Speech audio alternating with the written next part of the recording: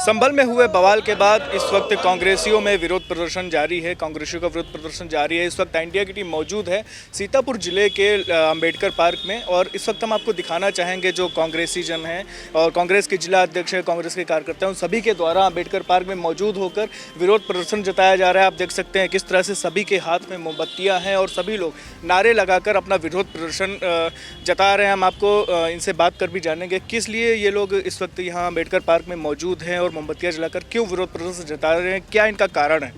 आप आज यहाँ पे विरोध प्रदर्शन जता रहे हैं, क्या कुछ कारण है, किस लिए आप लोग एकत्रित हुए हैं? संभल में जो निंदनीय हिंसा की घटना हुई है, उस घटना के बाद में हमारे नेता जननायक श्री राहुल गांधी जी संभल जा रहे थे। इससे पूर्व में भी कांग्रेस पार्टी के तमाम वरिष्ठ नेताओं को नज़रबंद किया गया, उनके घरों पर उनको वहाँ जाने से रोका गया। कल राहुल गांधी जी और हमारी जो महासचिव हैं सांसद आदरणीय प्रियंका गांधी जी को भी, दोनों लोगों को वहां जाने से रोका गया। हवाला ये दिया जा रहा है कि वहां पे लॉ एंड ऑर्डर का इशू है, इसलिए हवाला ये भी दिया जा रहा है कि वहां पे हालात जब सामान्य हो जाएंगे तब हम आपको जाने देंगे।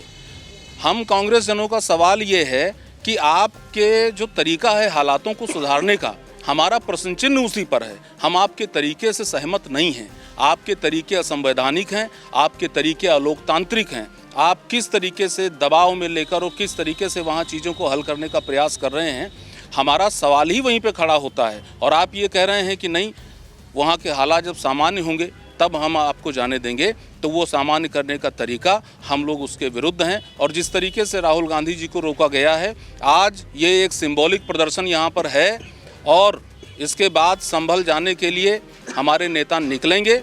और यदि उनको इस तरीके से दोबारा रोका गया तो ये संघर्ष सड़कों पर दिखाई देगा और ये ज़मीनी लड़ाई है संविधान को बचाने की।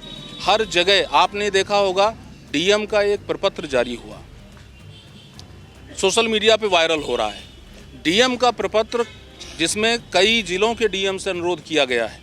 आप ये बताइए कि जिले को डीएम गवर्न करता है, लेकिन कई जिलों को कौन गवर्न करता है? कमिश्नर गवर्न करता है। तो डीएम लाइबिल किसके प्रति है? कमिश्नर के प्रति है। तो अगर पत्र जारी होना था तो कमिश्नर का पत्र जारी होना चाहिए था, न कि डीएम का पत्र जारी होना चाहिए था। ये बात ही अपने में कॉन्स्टिट्यूशनल नहीं है। तो आप ये देखेंगे कि इनके हर कृत्य में कदम कदम पर संविधान की हत्या हो रही है और उसके हम लोग विरोध में हैं। ये संघर्ष ज़मीनी संघर्ष है। हमारे नेता राहुल गांधी जी ज़मीनी संघर्ष कर रहे हैं, सड़क से संसद तक संविधान को बचाने की लड़ाई लड़ रहे हैं और हम लोग नियमित रूप से एकजुट होकर इस संघर्ष को अंजाम तक पहुंचाएंगे। सत्य की विजय होगी। जैसा कि आपने बताया कि उन लोगों के द्वारा जो संभल में जो अधिकारीगण हैं डीएम के द्वारा पत्र जारी किया गया, ऐसे में एक बात यह भी आती है जो सत्ता पार्टी के लोग हैं उनके द्वारा एक आरोप ये लगाया गया, उनके द्वारा कहा गया कि जब बांग्लादेश में हिंदुओं पर अत्याचार हुआ उसको लेकर के सत्ता पक्ष के लोग विरोध प्रदर्शन करे, उसमें विपक्षी पार्टी का एक भी कोई भी प्रकार का बयान नहीं आता है कि सभी हिंदू एकजुट हों। ऐसे में आप क्या कहना चाहेंगे? एक गांव में आपका घर है और पूरे गांव में आग लगी है, आप सबसे पहले क्या कीजिएगा? क्या कीजिएगा? आप अपना घर बचाइएगा। हमारा देश के अंदर जो हालात हैं, हम सबसे पहले चर्चा उनकी करेंगे या बांग्लादेश की चर्चा करेंगे? ये तो इनका पुराना शगल है कि आप जब भी लोकतंत्र की कोई आवाज़ उठती है तो ये कहीं से बांग्लादेश की बात लाएंगे, कहीं से पाकिस्तान की बात लाएंगे। काम नहीं करती, जहाँ भी जो अल्पसंख्यक है कुचला जा रहा है, सरकार हमेशा कुचलने में सहयोग देती है। तो हमारे जो अन्य देश हैं उन देशों की बात नहीं लानी चाहिए ना। हम तो हिंदुस्तान की बात कर रहे हैं, अपने देश की बात कर रहे हैं। पहले यहाँ के हालात तो सुधार लो, तब बांग्लादेश की चिंता करिएगा। आप बांग्लादेश जैसे हालात यहाँ क्यों पैदा करना चाह रहे हैं? सवाल इस बात का है। और यही तो संघर्ष है, इसीलिए तो ये संघर्ष है, इसीलिए तो हम लोग एकजुट हैं और इसीलिए तो राहुल गांधी जी जा रहे थे। आप एक रिप्रेजेंटेशन बनाते, आप अगर करकेट को वहाँ पर अलाउ नहीं कर सकते थे तो आप 5 लोगों का प्रतिनिधिमंडल बना देते, आप उनके साथ उनको अलाउ करना चाहिए था। एलओपी हैं, लीडर ऑफ अपोजिशन हैं, नेता विपक्ष हैं, उनकी कोई गरिमा है, उस पद की गरिमा नहीं है। तो सवाल ये है कि ये जो सरकार है वो तानाशाही रूप अख्तियार कर चुकी है। ये बेलगाम सरकार है और सरकारें जब बेलगाम हो जाती हैं तो सड़कें गर्म करनी पड़ती हैं। वो सड़कें गर्म करनी पड़ेंगी और तभी संविधान बचेगा। तो हर वो व्यक्ति हिंदुस्तान का जिसकी संविधान में आस्था है, जिसकी लोकतंत्र में आस्था है, उसको इस लड़ाई में राहुल गांधी जी के साथ आना चाहिए। जैसा कि इन्होंने उत्कर्ष अवस्थी जिला अध्यक्ष हैं, आपने बताया कि हम सभी एक साथ उतर कर प्रदर्शन करेंगे। हम और लोगों से भी बात कर जानेंगे, क्या कहना चाहेंगे आप? यही कि जो आज चल रहा है, अभी राहुल गांधी जी जब गए और प्रियंका जी गई, उनको रोक लिया गया है। ये लोकतंत्र है, इसको लोकतंत्र कहते हैं।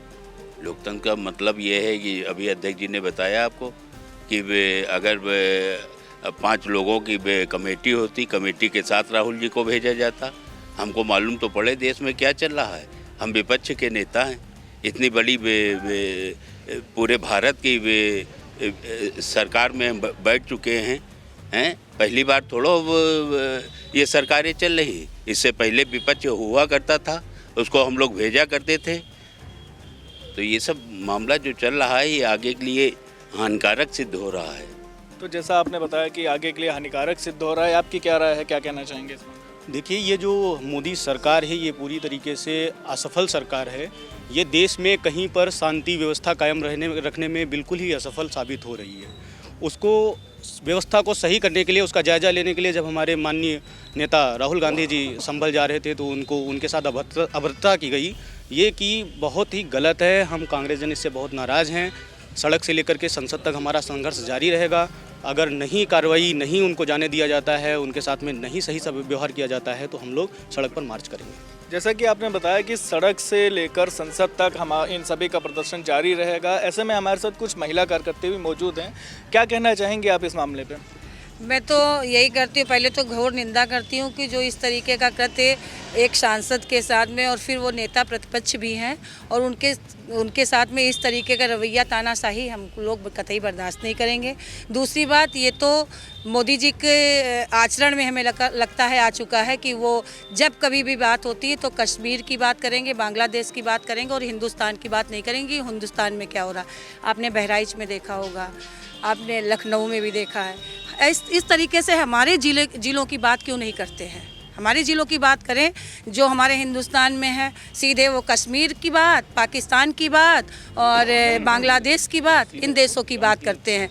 और अगर इस तरीके का कृत्य मैं सोचती हूँ कि दोबारा अगर होगा तो कोई भी कांग्रेसी घर में नहीं बैठेगा, वो सड़कों पे ही दिखाई देगा। अच्छा, ऐसे में एक मामला ये भी सामने आ रहा है, अभी मीडिया रिपोर्टों के अनुसार जब संभल में जांच होती है तो उसमें वहाँ पे पाकिस्तानी गोलियों के भी पाए जाने की बात कही जा रही है। इसको आप क्या मानती हैं? उनके पास कोई प्रूफ है? उसका कोई प्रूफ है? ऐसे तो सीमा पे भी हमारे जवान मार दिए जाते हैं, उसके बारे में कभी रक्षा मंत्री का कोई बयान आता है? रक्षा मंत्री कुछ भी बोलते हैं या मोदी जी उस पर कुछ बोलते हैं? क्यों नहीं बोलते हैं? मैं जी क्या कहना? मैं ये कह रहा हूँ कि कोर्ट का जो भी आदेश हुआ उसका जो संभल में एग्जीक्यूशन हुआ, क्या इससे पूर्व में कोई एग्जीक्यूशन इतना फास्ट हुआ है? अगर एडमिनिस्ट्रेशन इतना ही फास्ट है तो बहुत ढेर सारे एग्जीक्यूशन ऐसे पेंडिंग हैं, उनको कराने की पहल करनी चाहिए, न कि ऐसी स्थितियों को जहाँ से इरिटेशन हो रहा है। और उसके पहले पूर्व में जांच हो चुकी है। आप पूरे विषय की स्टडी कर लीजिए तो चीज़ें एकदम खुल के सामने आती हैं। तो ऐसे में इन्होंने बताया कि पूरे विषय की स्टडी कर लीजिए, खुल के सामने आती हैं। आप महिलाओं का भी, जो महिला कार्यकर्ती हैं उनका भी ये कहना है कि जब तक पूरी तरीके से जांच ना हो तब तक किसी बात की कोई अपेक्षा करना कुछ गलत है, और कोई कहीं तरह से उस चीज़ की निंदा करती हैं जो वहाँ पर पाकिस्तानी गोली पाई गई, और जो भी सत्ता पार्टी के द्वारा जो कुछ भी कृत्य किया जा रहा है उसको भी कड़ी निंदा करती हैं। और इस चीज़ को लेकर आज कांग्रेसियों ने विरोध प्रदर्शन अपना जताया है, और आगे क्या कुछ देखने को मिलता है ये तो आने वाला समय ही बताएगा। फिलहाल सीतापुर से हसन गोगा के साथ सिद्धांत पांडे, आई इंडिया।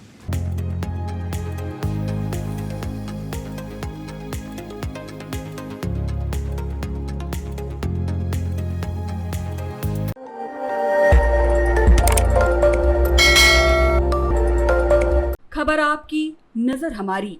देखते रहिए आई इंडिया।